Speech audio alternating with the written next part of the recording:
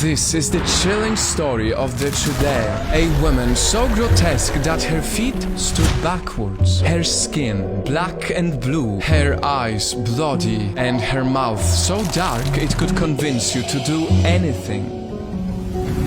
A woman so full of hatred and pain that she vowed not to rest until all the people who hurt her suffered.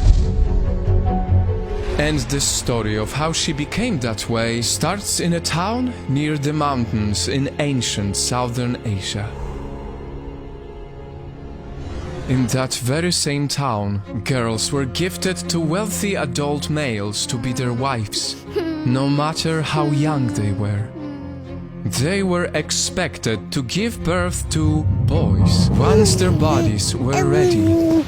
And one of those girls was a 5-year-old Sarah. Indeed, Sarah became a good wife like her mother asked. She took care of her older husband. She was obedient. She learned not to speak because no one would listen to a child. And more importantly, she gave in to his desires even before she understood what it was.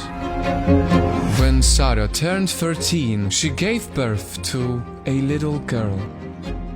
The man and his family became upset, so they made her drink a potion created by the best healers in the town that will make sure she gave birth to a boy. A drink so dark that it stained her entire mouth. But the potion didn't work.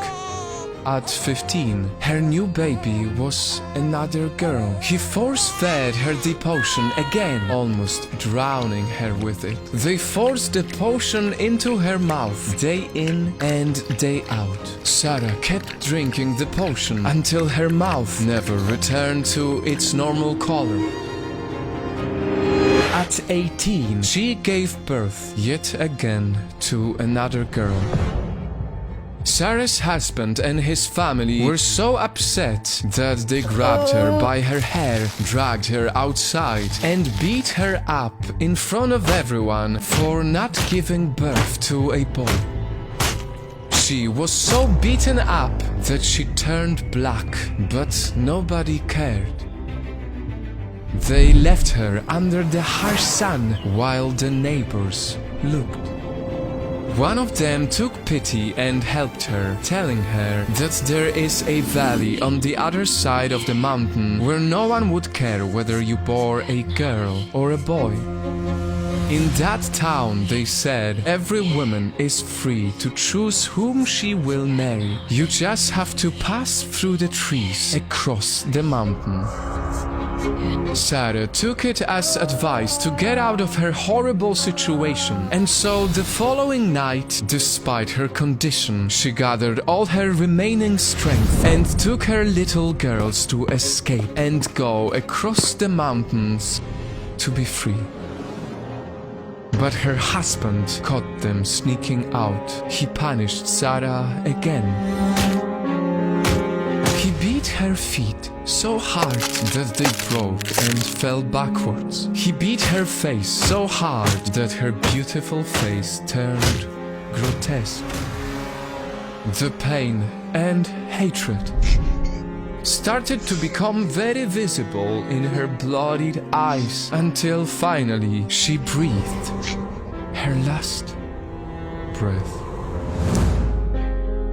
The family buried Sarah's body without even a prayer because they thought she didn't deserve it. Until one night, the most unexpected thing happened.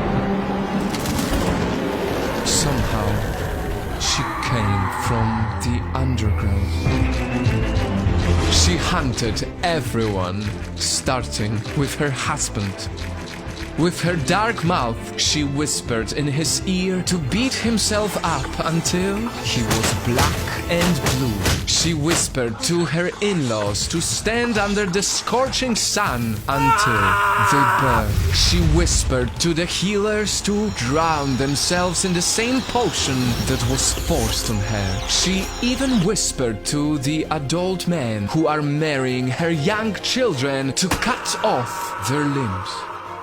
She lured the strong men from all the families back to her grave and sucked the youth out of them until they became old, dying men.